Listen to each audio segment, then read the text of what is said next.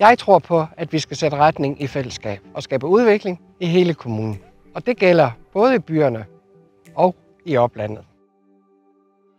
Jeg hedder Ulla og stiller op for Socialdemokratiet som borgmesterkandidat i Thisted Kommune. Da jeg sidst var borgmester, der viste jeg, at jeg både vil og kan tage ansvar og stå på ølkassen, når det er nødvendigt. Jeg stiller op igen, fordi jeg stadigvæk har noget på hjertet, og fordi jeg ved, at vi kan rykke Thisted Kommune, hvor flere trives, at fællesskabet styrkes og mulighederne de vokser.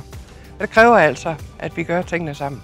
Fællesskab og frivillighed, det er ikke noget, jeg bare snakker om. Det er faktisk noget, jeg tror på. Når lokale ildsjæle samler byen om en ny legeplads, eller når frivillige hjælper til ved kulturarrangementer, så ser vi, hvad fællesskab kan. Borgerinddragelse, det er ikke bare en metode, det er en værdi.